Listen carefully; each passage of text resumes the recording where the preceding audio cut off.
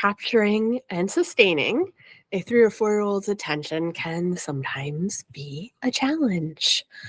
Most teachers try to make their group times engaging with a lot of extra bells and whistles, movement activities, or awe inspiring science demonstrations. You know what I'm talking about.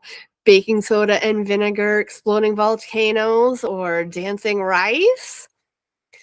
But what if you didn't need to work so hard to sustain attention? I'm Nicole Dravillas Fravel, and this is Wildwood Teaching. And today I am going to talk about how to engage children without arm twisting or theatrics.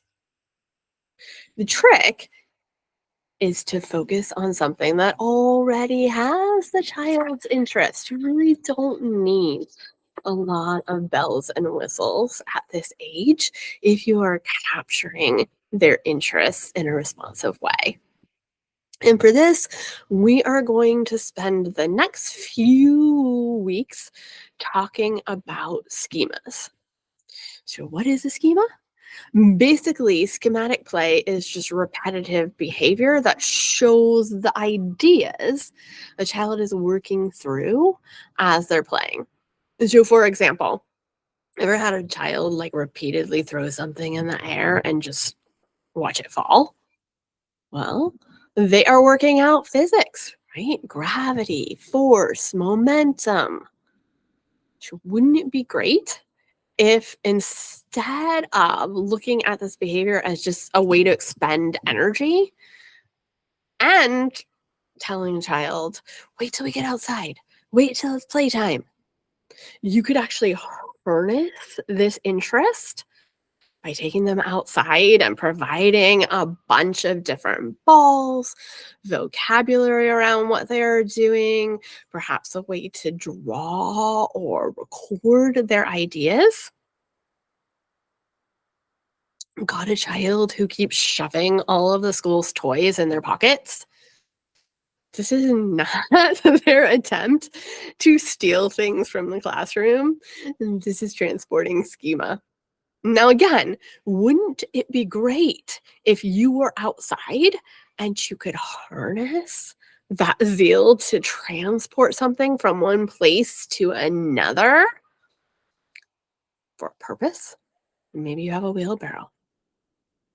Or maybe you can do what I did last year. Well, no, at the end of the last school year, I filled a baby pool with water and put those little garden jewels in the pool just as an idea. Maybe they want to fish for treasure. They did not fish for treasure. What they did was they transported the water from the baby pool, which is on one side of the yard, all the way to the other side of the yard to the mud kitchen that sits behind me right now, um, so that they could, make concoctions with it. And they had a whole group of children working on this, and they quickly kind of divided themselves into the chefs and I would say the sous chefs or the person whose job it was to fetch the ingredients. And so the ingredient fetchers went back and they transported the water over to the chefs, and the chefs would call out more water. And then sometimes they would give an amount. I need a lot. I need a little. I need this amount in the container, right? So they're working out some math concepts. Sometimes the transporters started thinking, okay, what's the best way to transport this without splashing it? Right? How do I keep the container from losing my water by the time I walk all the way over to the mud kitchen? So they're doing some problem solving. Maybe they're filling it with less water. Maybe they're getting a bigger container. Maybe they are finding something to close the container and working on those fine motor skills. Also, as they are transferring water from container, they're working on some science concepts, right? They're thinking about volume. They're thinking about some ways that a liquid behaves where you are conserving the volume while changing the shape of the liquid. But a child who is always hiding either themselves or hiding objects, They might be practicing enclosing or enveloping schema. And now again, wouldn't it be great if they had a tree to hide under?